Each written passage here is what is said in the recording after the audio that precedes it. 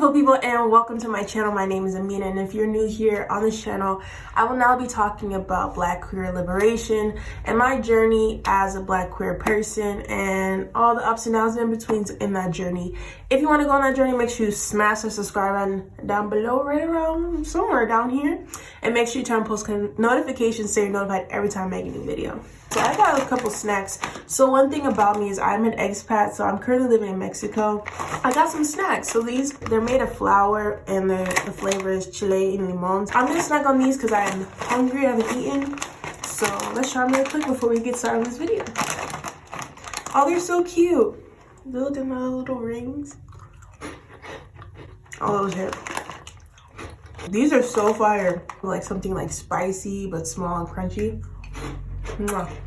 Okay, let's get into this video. Alright, y'all, so this video actually is a response video. I'm going to be responding to a video that I found amazing, beautiful, vulnerable, very introspective, something that gave me a lot to think about. And honestly, when I watched it the second time, I cried because I feel like I was in a different place in my own journey and I was able to resonate with so much in the video.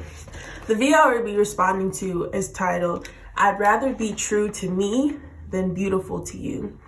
It's a video by a person named Kamil, and they're talking about their journey of getting top surgery and just their journey in general of transitioning as now a non-binary person. And definitely, obviously, the video is going to be down below, so you can check it out down below. It is so beautiful the way that they talk about so many things, and I just want to touch on just a few things that they talked about because I think they resonated so well with me. All right, so the first thing I want to talk about that they brought up in their video was about the male gaze. And I'm not saying the male gaze, like, I'm saying male gaze, like this.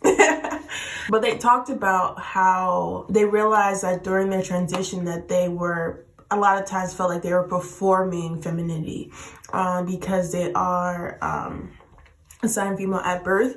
They just felt like they were performing gender and these different aspects of gender.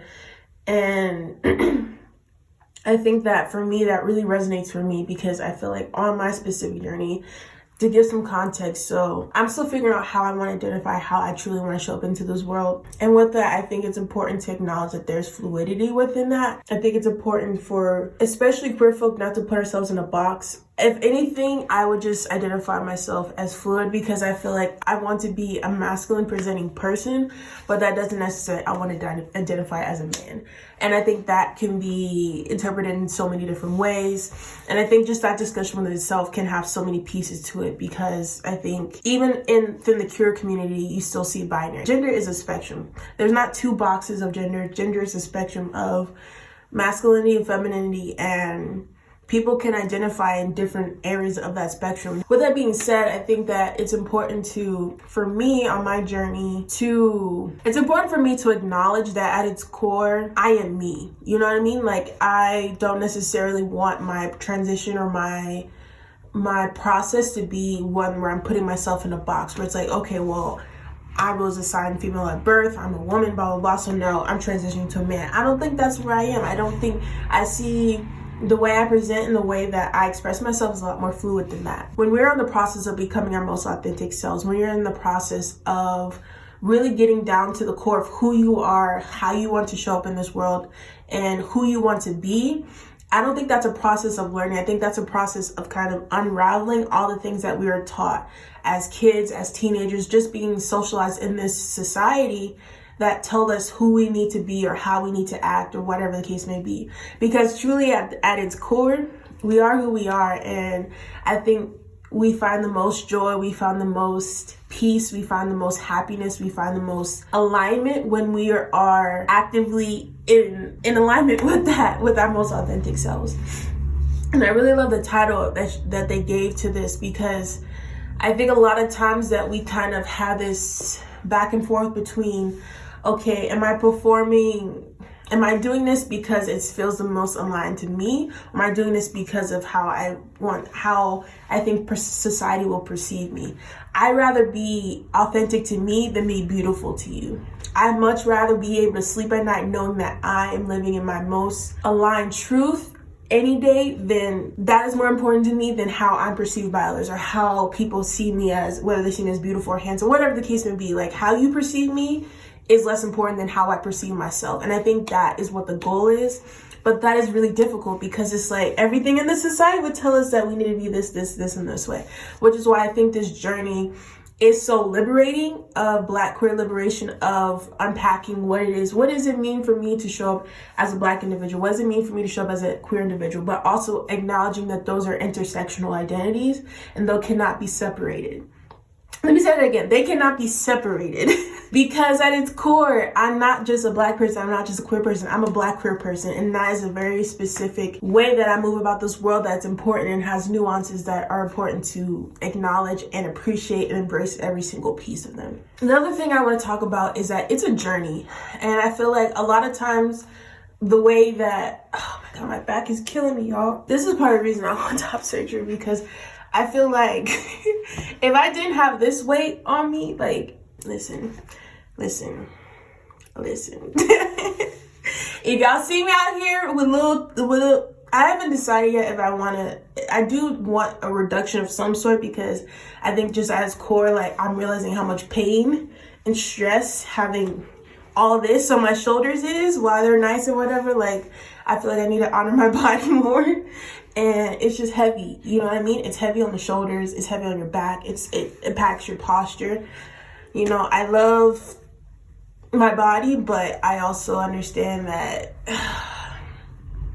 some things gotta give. And also I feel like it'll just be more affirming for me to have a flatter chest. I haven't decided if I'm gonna do full top surgery or just reduction, whatever, but that's a part of the journey, and we don't need to know that today. So which is what I was trying to get into. Talking about it's a journey. I feel like a lot of times we focus on the before and afters. Like, it's beautiful, like the transformations and the transitions people go through. But I think what's more important, which is what I want to create in the videos that I now want to create, is about the journey. At its core, I know that, you know, I feel like my journey started for a while, because I feel like after I cut my hair the first time, and I had like, I have a picture right here. After I cut my hair the first time, I already felt like I was starting to question my gender expression, like just starting to, and I was like, nah, chill out, Amina. And then that questioning kind of got bigger and bigger and bigger, until I was like, okay, let me sit with this. What is this? Let me inspect this. Let me figure out, like, what is this here? I feel like it's important that we talk about that, because I feel like there's so many pieces to it that a lot of us feel like we have to go through alone. And I want to create a space, I want to create a community that we don't have to go through these things alone. Because just yesterday I was in a trans support group, and we're talking about how, you know, like, me as a person, like, you know, I've been socialized, I was brought up in this world as a woman, and those parts of me, I don't feel like need to die or want to die necessarily because I want to transition or go by he, him pronouns. I feel like for me right now, like, what feels affirming is that, you know, I want to identify with he, him pronouns. I don't necessarily think my gender will be male per se. And that's the thing, it's like all these nuances is just because you identify with these pronouns does that mean you have to identify with this gender and what femininity and masculinity looks like. Just because if I identify as masculine does not mean I can't paint my nails. It does not mean I can't dance a certain way, have certain mannerisms, but I already see myself kind of starting to police myself from like, okay, you have to have like more masculine mannerisms. But it's like, no, I can just be fluid. Like, that's the thing, is like, I want to create spaces within myself, because I know it's important to create it within me so I can attract those spaces where fluidity is okay. Like, I can be a masculine person and still dress certain ways and still do my nails and still, you know, have feminine like mannerisms, because these are mannerisms I had my whole life. But also not wanting to assign certain things to certain genders, and because who said doing this is feminine? Who said that? Who had been saying that? Who said that?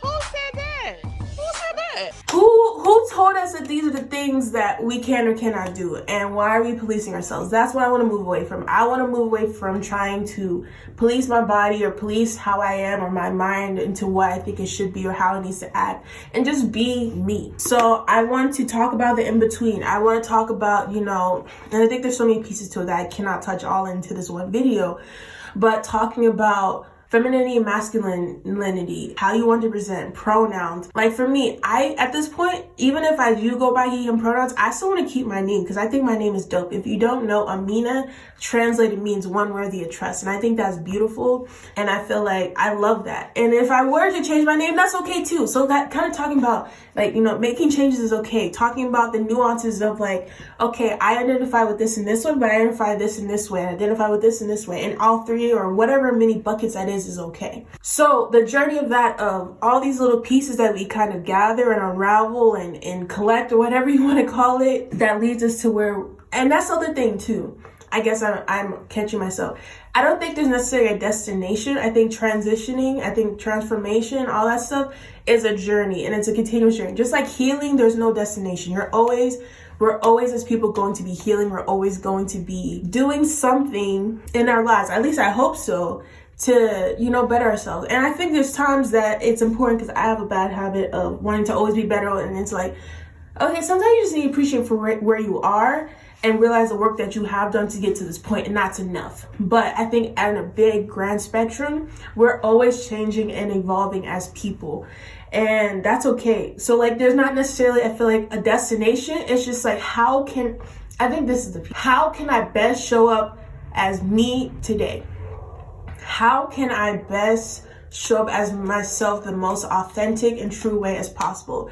And I think that process of doing that every day is what the part of the journey is. It's that making that conscious decision to know what's inside of us and have the courage to step into that and walk in that. Not just step into it, walk in and be like, you know, this is me. Last but not least, I want to talk about family. So I think with family, especially, I know within the Black queer community, family could be an interesting thing, just because I think family could be difficult for anyone because it's like, you know, trauma, all these different things. Like, we all out here trying to heal, some more than others, some more intentionally than others, but at the end of the day, we're all doing our best. And I feel like something that Kamil talked about is they said that, you know, they had a relationship with their family where they told them like, okay, I'm getting the surgery, I'm letting you know if you want to be there, and if not, blah, blah, blah. And their family was hurt because they wanted to be more a part of it, or they were hurt that they didn't say anything prior, whatever. And I know for me, like, because my mom has shown that she cares and she's making an effort and she has good intentions and wants to support me, I open up myself to that.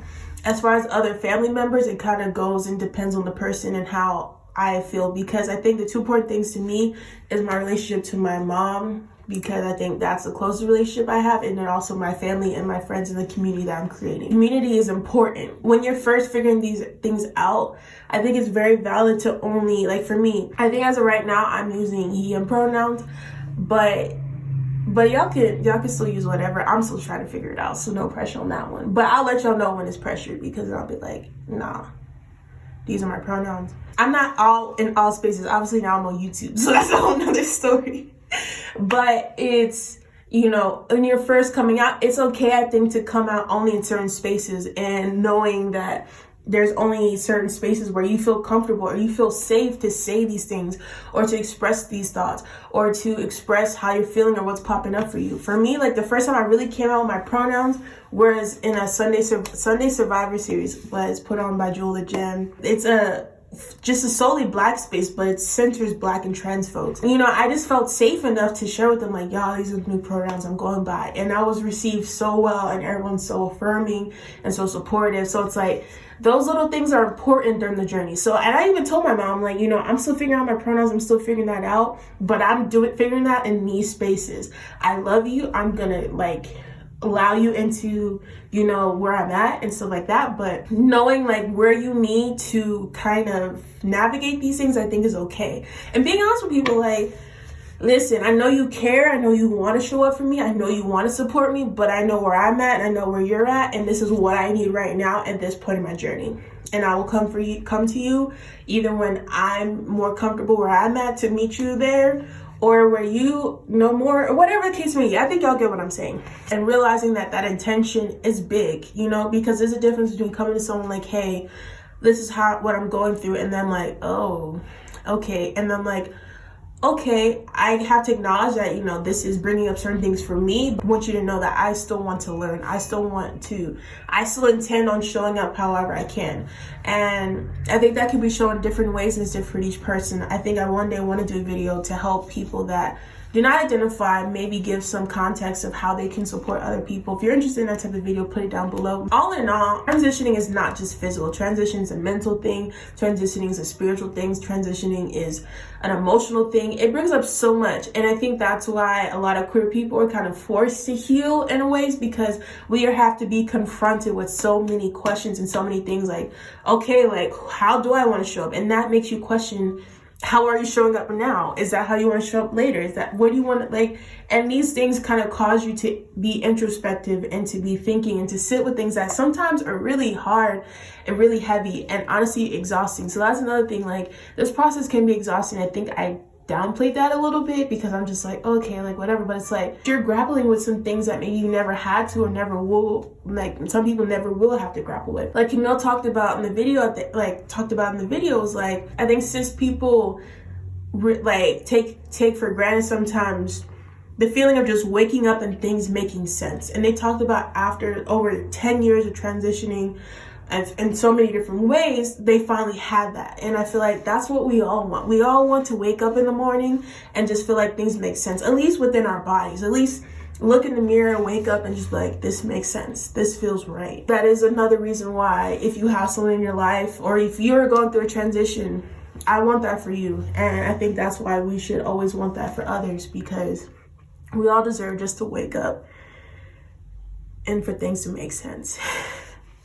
So with that being said, that is the end of this video. I hope that I gave people some perspective. I want to center more queer and trans folks. I don't necessarily want to become a educator. If you find information or find value in what I'm saying because you're able to apply it to your relationships with people, whatever, but I feel like mostly now I'm going to be talking to other queer and trans folks and trying to just relating to my journey. My goal is to let people know they're not alone. I enjoy the possibilities that can be open when we are our most vulnerable and honest and authentic.